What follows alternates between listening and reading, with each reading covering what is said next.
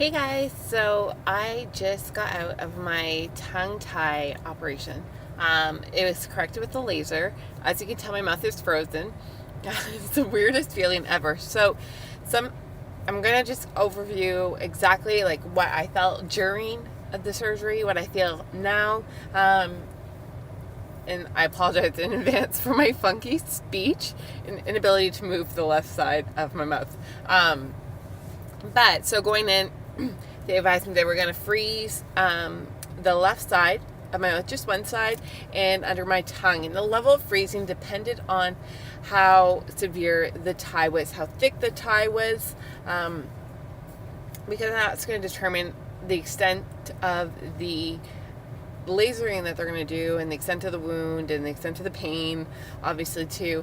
But they only freeze one side of the mouth, which I found was interesting. And the reasoning behind that is if they freeze both sides of the mouth, it can make a lot of people anxious. You lose a lot of the function, obviously, and control of your jaw temporarily, but that can cause a lot of people anxiety.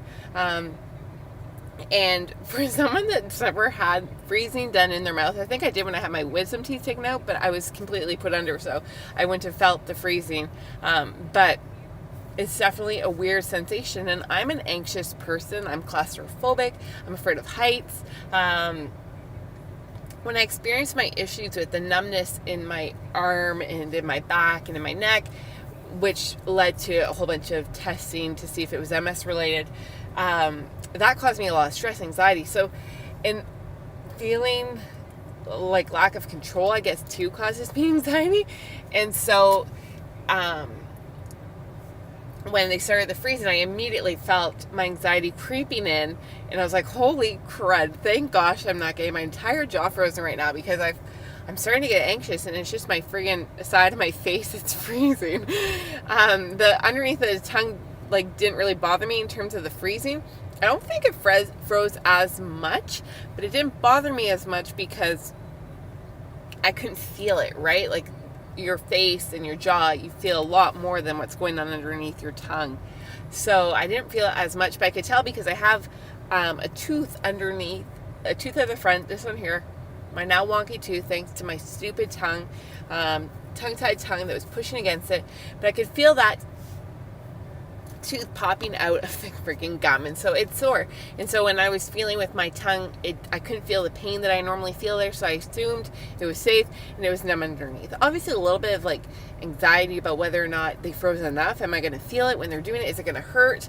Now, he did ask me how my pain tolerance was, because that was going to also determine how much he froze me. I feel like that's super subjective, but I do feel I have a higher pain tolerance than the average person. And so they did just a bit of freezing. He did decide to freeze underneath because although I had quite a bit of flexibility in the skin, like the frenulum, which is what the piece of flappy skin that's attaching my tongue to my mouth, it was a little mildly thicker. He said my tongue tie was a mild to moderate tongue tie, so nothing overly severe. But so he did decide to freeze the underneath, which I'm happy with because I could actually feel it. It wasn't painful. Well, I wouldn't say painful. If I was to rate on a scale of 0 to 10, I'd probably say about a 1. But I don't find things super, super painful. My second birth was all natural. It was painful as F, and probably the most pain I've ever been in my life, but I still coped and managed. So I think the thing that made me most anxious was the lack of feeling, and therefore the lack of control, not sure what's going on, difficulty swallowing, and I get the feeling they're saying that people feel like they're going to swallow their tongue, or they're not going to be able to swallow. And I definitely felt that struggle until I pushed my tongue forward and realized that my tongue is still there. I can touch my teeth, it's still there. And yeah, so I also applied this rule that I actually learned today on the way there, on the way to the appointment. I was listening to personal development in the car and was listening to the 5-second rule by Mel Robbins.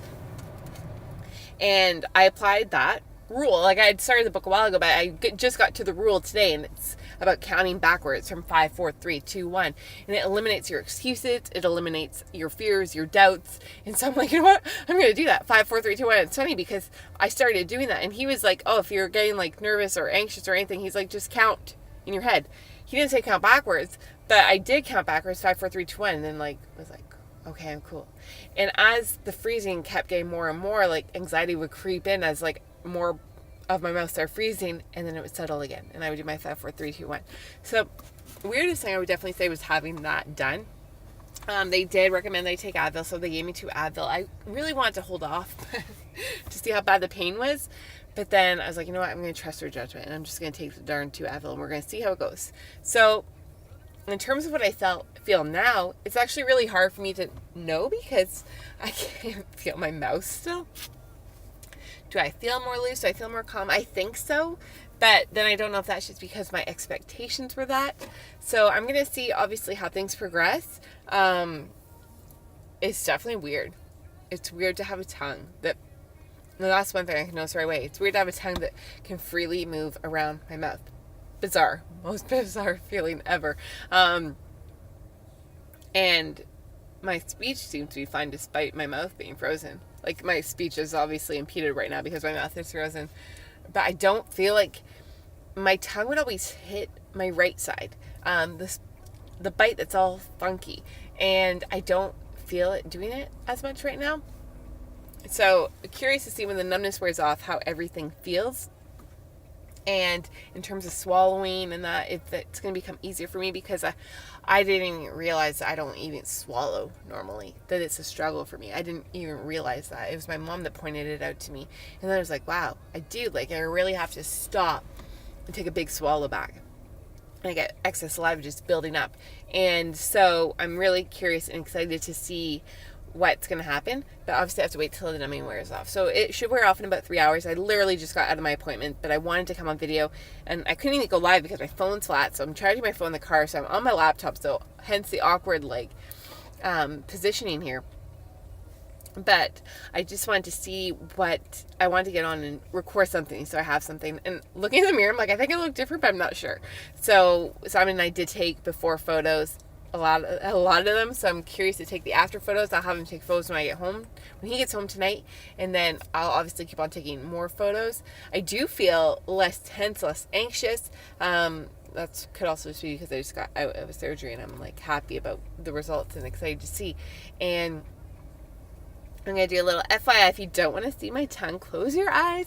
It actually doesn't look that bad. It didn't bleed. He did warn me about maybe possibly having to do stitches. Depends on how, but he said there's no bleeding, so no stitches required. So I'm going to do my best to show you guys my tongue.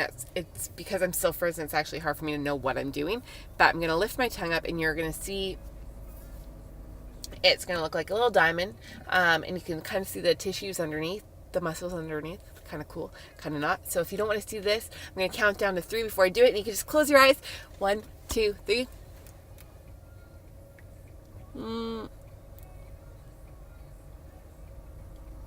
So that gap, that little darker diamond patch thing, that is it there. That's the skin that's been released, and so now I have this little diamond just like Poppy did. And mine actually doesn't look any worse than Poppy's did. I remember looking online and seeing some that looked pretty scary, but I think it's because they had bleeding, so it was darker, a dark red, like a purpley kind of even. But I didn't bleed at all, so that's good. And yeah, he says there's no bumps, there's no nothing, it's free. He's really happy with the results. I have a little bit of a lip tie, but nothing that he would personally have corrected if it was him, so we didn't bother. But yeah, really looking forward to seeing what comes of this. And I'm going to make an appointment with my dentist for a few weeks down the road once everything's healed and that, to look at a game plan. What are we going to do? What options do we have to correct this, to correct my bite? Going to be seeing my chiropractor and seeing how things loosen up too. But yeah, super excited. And I think that's all I have. Pain right now, nothing. A little bit of mild.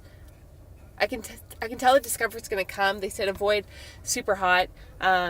like extreme temperatures, avoid spicy, avoid anything like crunchy, like chips or stuff that could get stuck in there and irritate. You know when you have like a canker in your mouth and like something sharp gets in there? Yeah, same deal. You don't want that happening because it's just going to cause pain. And spicy can irritate it as well. So avoiding that. Seems like have baby food, and like so it's going to be like more like a liquid, softer diet for the time being. So my dinner plans have gone array for the rest of this week. So I'm going to have to figure out what I'm having for meals. But yeah, that's it in a nutshell. On the note, I'm going to head off home now, and hopefully I'll do a new video after this is done in 3 hours. And in case I forgot anything, I can talk about it then. But thank you guys so much for tuning in. Keep following my journey. And I am going to share, like I said, symptoms that I had before, things that I have after, if things change, if they don't change. And I'll have to keep documenting because I know things are going to take time. Things are going to take correcting. It's not going to be an overnight fix. So, on that note, thanks again, guys. And I look forward to coming back and sharing more of my story later. Bye now.